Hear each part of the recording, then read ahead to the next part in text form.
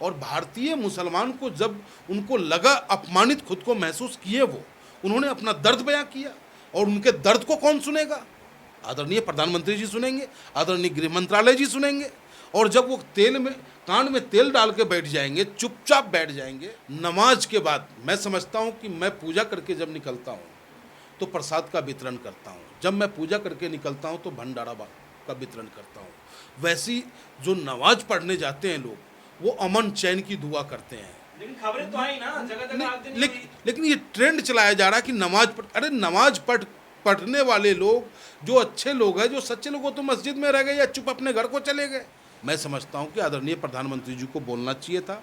मौन रहना कहीं ना कहीं उन लोगों को समर्थन प्राप्त होता है जो समाज में माहौल खराब करना चाहते हैं। आवाज उठाऊं, जिन्हें अधिकार नहीं मिला, जिनको हक नहीं मिला, उनकी लड़ाई में लड़ूं। मैं राजनीतिक दल हूं भाई, मैं घास थोड़ी चरूंगा जो कि भैया यहाँ लग जा तो लग गए, वहां लग जा तो लग जा। नहीं, हम राजनीति इसीलिए करने आए हैं। सर, इस समय जो विवाद लगातार नुपुर शर्मा को लेकर के बढ़ता चला जा रहा है, एक पक्ष है जो लगातार सड़कों पर उतर करके हिंसा का सहारा लेकर के फांसी की मांग कर रहा है। ये मांग जो है ये किस हद तक जायज़ है और क्या ऐसा होना चाहिए, इसको लेकर के क्या सोचते हैं आप? देखिए, ऑल इंडिया मजलिस इत्तेहादुल मुस्लिमीन हिंसा का समर्थक नहीं है, उपद्रवियों का समर्थक नहीं है, संविधान का समर्थक है। और संविधान के दायरे में रहकर बैरिस्टर असदुद्दीन ओवैसी साहब पहले दिन से आवाज़ उठा रहे हैं कि नुपुर शर्मा जी ने जो बयान दिया है उस बयान पे उनको माफ़ी मांगनी चाहिए, जो बयान दिया है उसके ऊपर कार्रवाई होनी चाहिए। लेकिन जो आज परिस्थिति हमारी बनी हुई है देश की, और देश के अंदर जो हालात है, इसके देनदार कौन है? कहीं ना कहीं मैं समझता हूँ ये सरकार फेलवर रही है।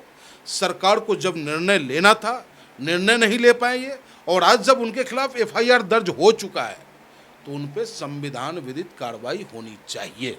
नहीं, ओवैसी साहब ने अगर ये कहा है कि एफआईआर जो है उनके ऊपर वो शुरू दिन से बात कर रहे हैं, तो लेकिन फिर ये बात, ये आखिर जो हिंसाएं हो रही है, ये हिंसा कौन कर रहा है? क्योंकि वर्ग विशेष पे ही आरोप लग रहा है कि आखिर वो सारा सिस्टम अपने हाथ में लेकर के अपने हिसाब से न्याय करना चाहते हैं। नहीं, देखिए, कोई भी उपद्रवी असामाजिक तत्व वो किसी समाज का नहीं हो सकता।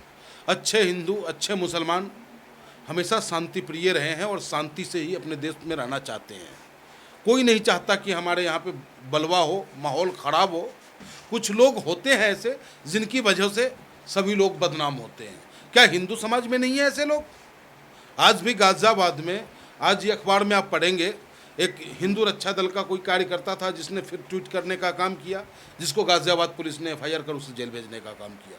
तो हर समाज में लोग हैं, लेकिन जब वो अनुज चौधरी है इसलिए अनुज चौधरी दोषी ठहरा जाएगा, और अगर जावेद है तो पूरा मुस्लिम समाज दोषी हो, ये कहाँ तक जायज़ है?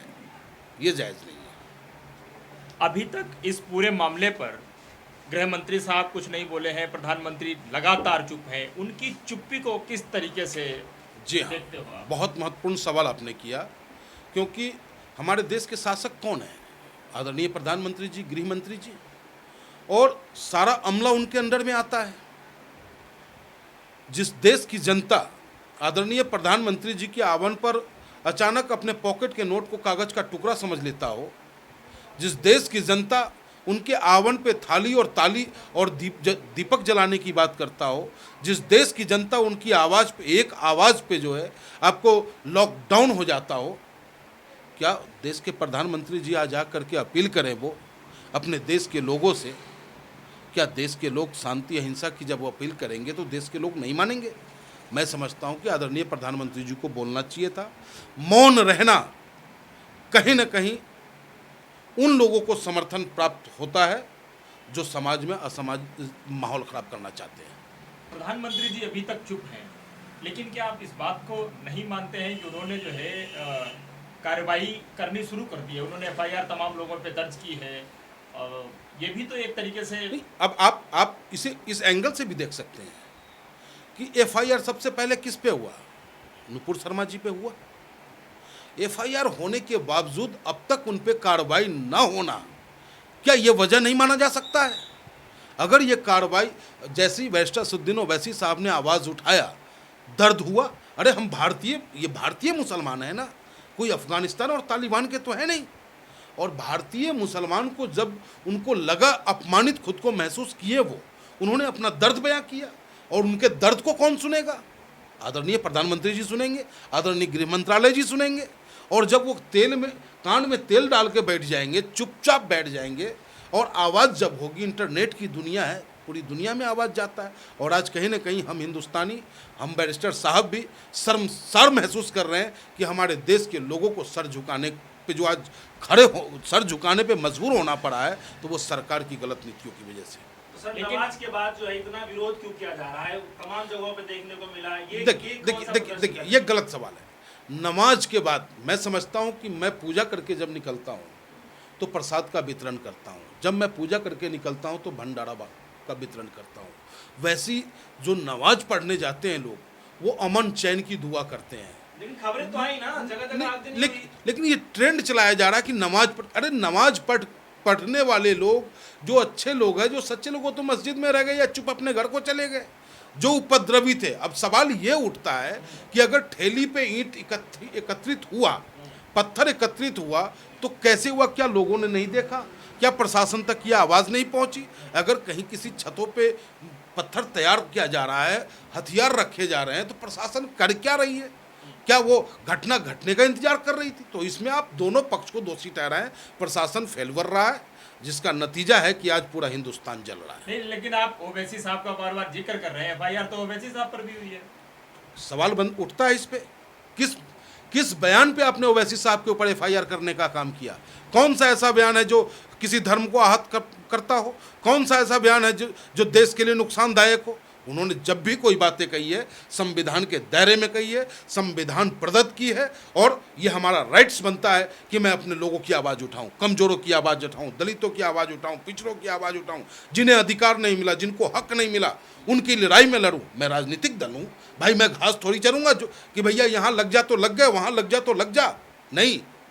आपने ओवैसी साहब के छोटे भाई हैं अकबरुद्दीन ओवैसी, उनके बयान सुना? लगातार 2 दिन से खूब वायरल हो रहा है, और उसमें साफ साफ दिख रहा है कि वो जो है बहुसंख्यक समाज के देवी देवताओं को लगातार नहीं, ऐसा कोई बयान उनका नहीं वायरल हुआ है। वायरल हो रहा है 2 दिन। नहीं, ये सब मंड ग्रंथ है। अकबरुद्दीन ओवैसी साहब कभी कोई ऐसा बयान नहीं दे सकते। आपने देखा, पहले भी उन पे बयान मुकदमा एक दर्ज हुआ, जिसमें कि कोर्ट ने बाइज्जत बरी करने का काम। जो विवाद जो चल रहा है, ये आखिर कब थमेगा, कब रुकेगा? आदरणीय प्रधानमंत्री जी को, जैसे इनको तो मीडिया में आते हैं, ये मन की बात कहते हैं, ये अब जन की भी बात कर लें, ये जनता से अपील कर लें।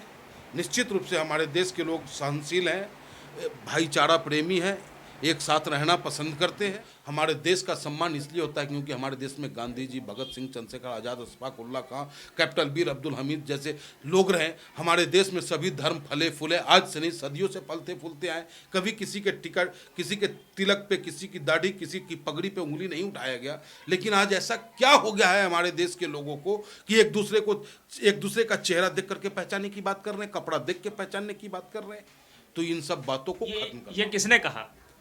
कपड़ा देख के पहचानने की बात आदरणीय प्रधानमंत्री जी ने की। झारखंड में आपको और हम सबको याद है कि कपड़ा देख के हम लोगों को पहचानते। तो आप एक जिम्मेदार और संवैधानिक पद पे बैठे हुए हैं, आप देश के प्रधानमंत्री हैं, ना कि भारतीय जनता पार्टी के प्रधानमंत्री हैं। आपका क्या स्टैंड है? नुपुर शर्मा ने जो भी आपत्तिजनक शब्दों जी हाँ, आपका क्या स्टैंड? देखिए, नुपुर शर्मा जी ने आपत्तिजनक बयान दिया, इसमें कोई दो राय नहीं।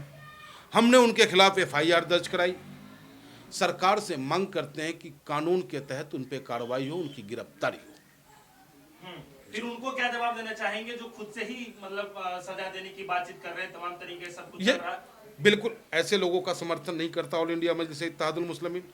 ऐसे असामाजिक तत्वों का जो संविधान से अलग हटके न्याय करने की बात करेगा, उसके साथ पार्टी नहीं है।